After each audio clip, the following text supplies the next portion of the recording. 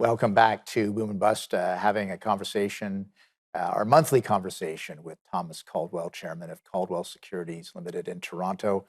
Tom, you mentioned off the top de-dollarization, very interesting announcements by Brazil, for example, and also other currencies that are being used other than the dollar. Obviously, a big push by Russia and China to do this. So is this something that's going to have an impact on inflation and on the United States economy? Potentially, yes, and it could be large. Let me back it up a tiny bit. A world reserve currency, that's what you use to transact business anywhere in the world. It used to be pound sterling, but that finished 100 plus years ago. And when you have a world reserve currency, you have a tremendous advantage. For example, America, because everybody's using that dollar and they want to keep that dollar for reserves in their central banking system, etc. What has happened is America has abused the position of a world reserve currency by spending tremendous amounts of money and just printing money to do it. Now, normally that's inflationary, but with the US dollar being a reserve currency, those dollars go out to fund world trade. And they also have people putting them under their mattresses in case you have to get out of your country. The US dollars is how you're going to be able to do it. So you could print money without it being inflationary. So I think they abuse the position by printing money and just flooding the world with it. That's number one. And people will tolerate that because world trade is growing and you need more dollars to transact business. What they did is they tried to weaponize it.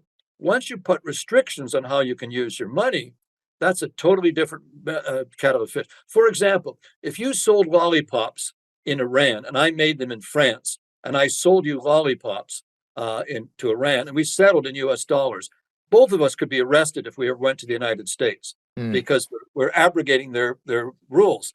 And that's not going to happen, whether it be Russia, whether it be India, Saudi Arabia. Now, the US dollar was a petrol currency because Saudi would only accept settlement in US dollars for their oil. And that was part of the game they had going together. Mohammed bin Salman, or whatever MBS as they call him, he said, I'm not interested in pleasing America anymore. Right. You have this deal whereby the BRIC countries, Brazil, Russia, India, China, and Saudi, are prepared to trade in another basket of currency. They don't want America telling them who they can deal with, what price they can deal with it, whether they can use the US dollars. When you weaponize the world reserve currency, it is natural people will look for something else. Now, But it's going to be what would they go for, Tom? Because I look at the Chinese currency as an example, and that's manipulated by the Chinese central authorities. So, uh, how do you know you're getting your value for your money if it's in renminbi rather than in dollars?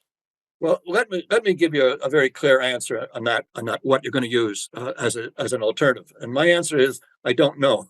Okay, fair enough. The point is, you're still talking about maybe 5% or less of world trade. So it's not a big number yet. Right. But there's been lots of talk of creating a hard currency. Ironically, Canada's in such a wonderful, wonderful, wonderful position with our resource base if we ever allow it to get out of the ground and get exported. But Canada could be a hard currency. We could back it with a basket of metals, for example, not just gold, but other stuff. Right. So we could have a hard currency if we were thinking in bigger world terms. So I don't know what it's going to be. It would probably be a basket because China is arbitrary. It is a dictatorship, and Russia's not the greatest place in town to be these days.